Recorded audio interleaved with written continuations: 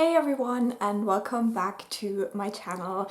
Today I want to share with you my February wrap-up, and February was quite a more successful month than January. In January I only had finished 4 books, but this month I managed to finish 7 books because fortunately I had the last 2 weeks off work, which was very great. So let's take a look at these books. So the first book I finished in February was my audiobook, A Royal Assassin by Hobb. This is the second book in the 4-series trilogy, and I had reread the first book before that and then jumped right into the second one. In this series we follow a boy called Fitz, and he is a bastard son of the kind of king-in-waiting. But when his father learns that he has a son, he actually steps down from the throne, so it goes to his younger brother. Now, Fitz is still brought up in court life, and he's actually trained to become an assassin, so to basically kill for his king. And we do see all of the political intrigue and the fight for power over this throne in this series. Now, I don't want to say too much about what the second book is about, because the first book has quite the explosive ending where a lot of things change for our main character and all of the characters that surround him. But I really love this series. I think that the writing style of Hobb is great. The storytelling is quite slow at times, but it's never boring to me per se. So I did really enjoy this reading experience. The only thing that I did not enjoy about this book was the ending, actually. I felt like it was a little bit of a cop-out, and I had some discussions on Discord with other people who've read this series, and they didn't feel the same way, so it's definitely something personal to me, and I wouldn't say let that discourage you from picking the books up. But in the end, I decided to give this book 4 stars because I enjoyed the majority of it, but just the ending, it did not work for me, and I actually had quite a hard time getting back into this third book as well because of that. Then the next book I finished wasn't anywhere near my reading plans for the month, but I got it for my birthday and I just really needed a pick-me-up. So I decided to read Heartstopper Volume 1 by Oseman. I had already seen the Netflix TV show, but since my best friend got the first 3 volumes for me, I thought I'd just give it a go. And this book was fine. I think if you've watched the show, it's kind of disappointing, to be honest, and I don't really like saying that I like the TV show more than the book, but this is a graphic novel that follows Nick and Charlie. Charlie is already out as gay, and because of a new class he's taking, he meets Nick, who is a year older than him, and they form kind of a friendship that might develop into something more, but it deals a lot with Nick just figuring out what he's feeling, what's going on, and I really enjoyed this. Why I enjoy this book so much is because it portrays Nick's struggles with his sexuality while he's still being very kind to Charlie, and that's something that I loved seeing, because usually in a lot of media, when people are struggling with their sexuality, maybe finding something new about themselves, they can lash out and do some kind of weird hot and cold shit and stuff like that. And I feel like even though we get a little bit of that, Nick is always really kind, and when stuff like that happens, it's not what he intended to happen. So yeah, I really enjoy this, but I still really like the TV show more. This is also only the first couple of episodes of the TV show, this first volume, and I was just missing all of the amazing side characters that we get to see in the show, which don't really play any role in here so far. We have Charlie's best friend Sao, is that his name? Tao is his name, who is only on page for 2 times or something like that, and then we have these other friends who never show up at all, so that was a little bit sad, and that's what I enjoyed about the show, that they get these backstories as well, and I'm intrigued to see how that continues in the second volume. But yeah, so far that was cute, and I gave it 3.5 stars. Then the next book I finished was a very big project for me, and that was Priory of the Orange Tree by Samantha Shannon. Now this is a book that I've been meaning to read for a very long time, but it was intimidating. This book just looks so big. In Germany it's actually published as 2 books because it is so big. But I decided to finally do it this year, and I thought I should just start the year off with it, which was, I think, a good idea. But I ended up really loving this book, and all of the intimidation that I felt was not warranted at all. I thought that it was so easy to fall into this story, to get all the intrigue, and to just, follow these characters that are all very interesting. In this book, we basically have a world that is separated into 2 parts, maybe. So we have the West and the East, and the East is kind of separated. They don't really want to trade with the West or anything like that because they're afraid of a sickness. And so we have these very separated parts of this world. There's also the South, and in these parts there are different countries as well, but we mainly focus on a couple of these. And so we follow different characters in these different parts of the world. We follow a queen and her unofficial bodyguard / lover. We follow a girl who's trying to become kind of like a dragon warrior. We have an older man who is an alchemist, and he's trying to find the recipe for eternal life, basically. And we also have a look at these different religions, where they come from and what they're based on.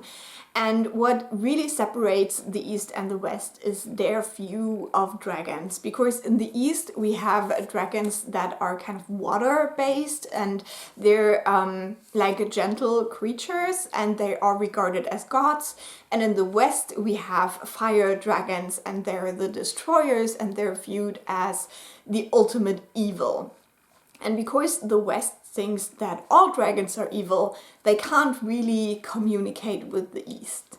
And that's the basic setup. And then we have kind of an apocalypse on the horizon.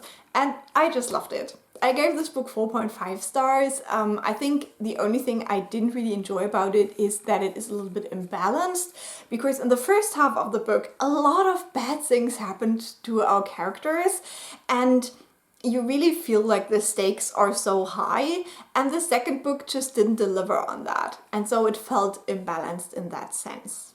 I have a whole long ass reading vlog about that, so if you've read the book and you want to hear all of my spoilery thoughts, I would highly recommend that vlog. Then the next book I finished was A Long Way Down by Jason Reynolds, illustrated by Chris Priestley. And this is a YA contemporary story that is told in verse, and this follows a young man who just saw his brother killed on the street. And so this book takes place within just a couple of minutes while this character is in an elevator going down from the 8th floor where he lives to the lobby. And it is about him trying to figure out whether he should seek revenge for his brother's death.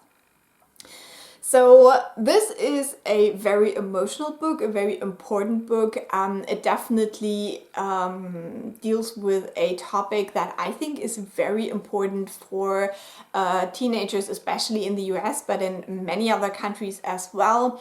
It deals with this idea of honor and how to defend your family's honor. It also deals with notions of gangs and territory and stuff like that. You see this portrayal of this cycle of violence, and it was just overall a great book.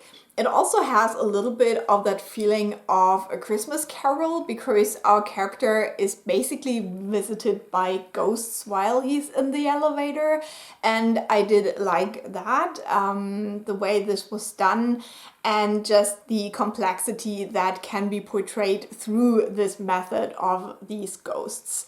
So I absolutely loved this. I think that I'm not the targeted audience here, and I can, just see that and agree with it.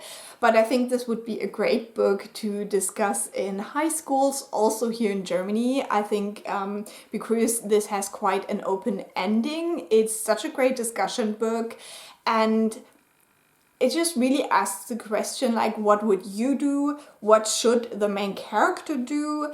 And what would be the right thing to do? And these are just very, very different questions that you could discuss with this book. And so I gave it 5 stars. I think it has very, very high value and is very timely as well.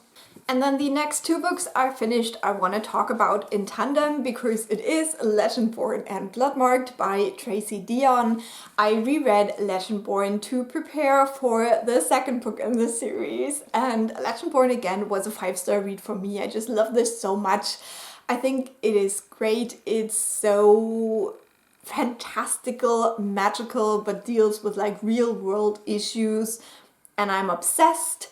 And yeah, this book follows a main character called Bree. She has lost her mother recently. She's 16 years old and she decides to start a kind of early college experience where she can live on campus and visit some kind of like classes and stuff like that, even though she's not college age per se. And on her first night there, she sees something magical, and so that's why she finds this secret society, the Legendborn, who basically are descendants of the knights of King Arthur. So that was not a sentence. But yeah, this is inspired by King Arthur and the whole legend around it, but places it in an American setting with just the issues that arise with that. Like, this deals with the after effects of slavery and the discrepancies that we still see between white people and people of color in the US today.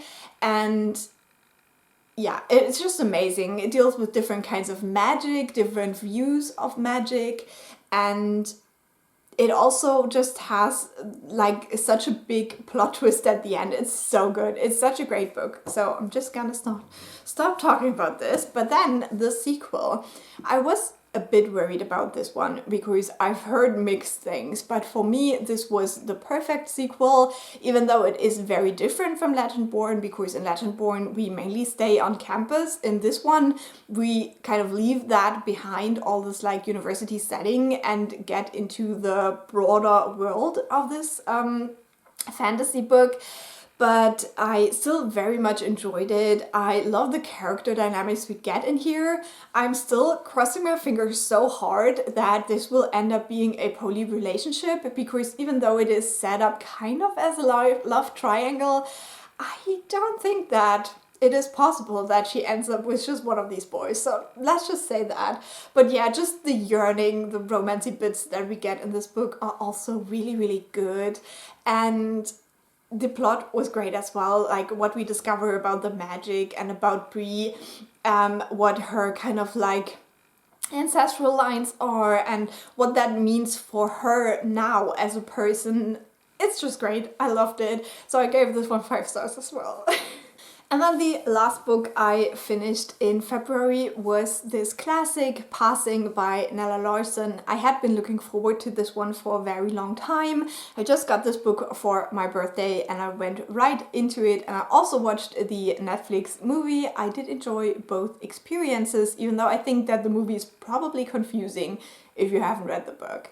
But this book is a classic. It is written in the like Harlem Renaissance period in the 1920s, and we have a story of 2 women, and they meet again after 12 years. They were kind of like childhood friends, but then they meet again after 12 years, and one of these women is a white passing and married a white man, while the other one could be passing, but she decided to marry a black man.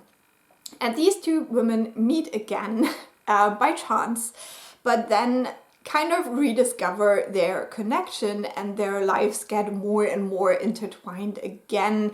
And we see what that means for both of these women, who are very, very different in their core. And I love this. This was amazing. Like, I can't even put it into words. I also did a reading vlog about this book, which I filmed all in one day, which was a really fun experience as well. That one will be up next, so if you subscribe to my channel, you won't miss it. But yeah, spoiler alert, I really loved it. I gave it 5 stars. Again, the ending of this was so unexpected to me. Like, I knew it would have this little bit of a thrillery element, like there is so much tension between these two women and you're like, how is this gonna resolve? But still, I did not expect what it did in the end. So yeah, I really had so much fun reading this book. The language was beautiful yet easy to understand. If you've read something like The Great Gatsby, which was written around the same time, there's no comparison. Like, The Great Gatsby is so hard to understand. This was not, but it was still very beautiful. The language was so beautiful, and the way that certain things were portrayed. There are some very uncomfortable scenes in this because it deals with race in America in the 1920s, and some of those discussions are so icky. But yeah, it was a great read. I'm really glad that I finally got to this, and this is also one of these like short classics that I can see myself reread a lot. So I'm very glad that I loved it so much, and I hope you check it out too. So these were all the books that I finished in February. I read 7 books, and out of these 7 I had 4 5-star reads, and one of them was a reread, so I will count that as a success. I hope you had a great reading month as well. Let me know what your favorite book of the month was. Leave a like or nice comment, I always appreciate those. And if you subscribe, I will talk to you very soon. Bye!